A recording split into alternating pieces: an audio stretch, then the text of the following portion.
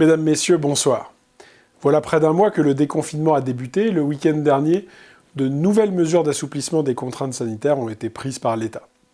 Le 2 juin, le gouvernement a tout d'abord présenté une nouvelle carte de circulation du coronavirus, classant notre département de Saône-et-Loire en vert. La restriction de déplacement dans un rayon de 100 km a donc pu être levée.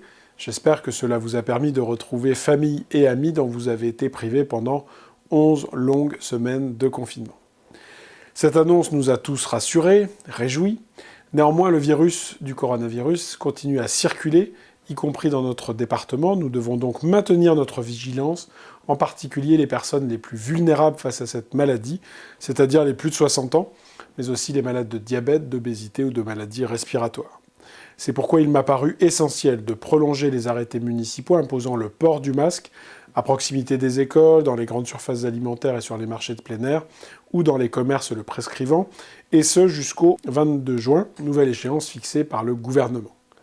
Comme je vous l'avais dit, porter le masque, c'est vous protéger, mais aussi protéger les autres.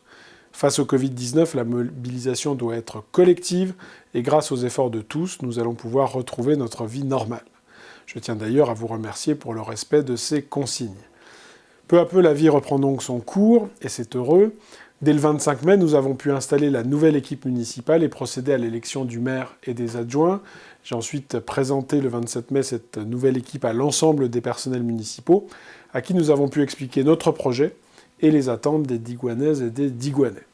Ce moment fut également pour moi l'occasion de saluer leur réactivité et leur engagement pendant la crise sanitaire, qui démontre bien que l'expression service public a un sens, et je les en remercie à nouveau.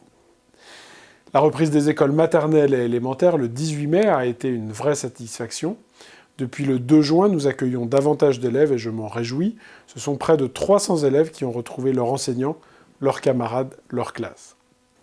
Mais le 2 juin a été aussi l'occasion pour une soixantaine d'élèves de 6e et de 5e de retrouver le chemin du collège. Une cinquantaine de 4e et de 3e seront eux de retour en classe dès le lundi 8 juin. Pour le lycée, c'est un peu différent. Les choses se mettent en place à compter du 15 juin, essentiellement pour les élèves de terminale. Dans tous les cas, pour les élèves qui n'auraient pas souhaité revenir dans leur établissement, l'enseignement à distance doit se poursuivre, et ce jusqu'au 4 juillet. Je salue le travail des équipes municipales et des enseignants, des directeurs, proviseurs en collaboration avec l'inspection académique.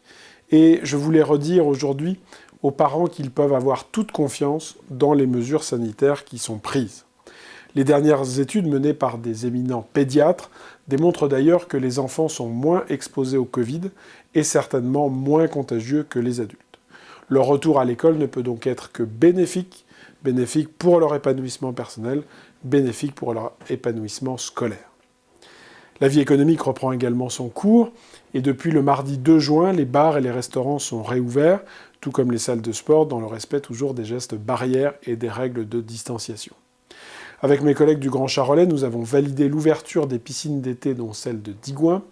Les équipes techniques travaillent à leur remise en fonctionnement, qui, je l'espère, pourra intervenir autour du 25 juin. Comme je vous le disais, la nouvelle équipe municipale est au travail.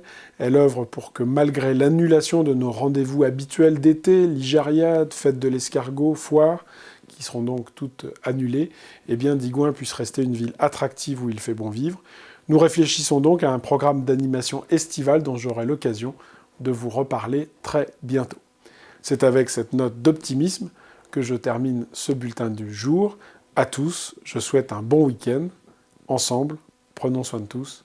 Prenez soin de vous.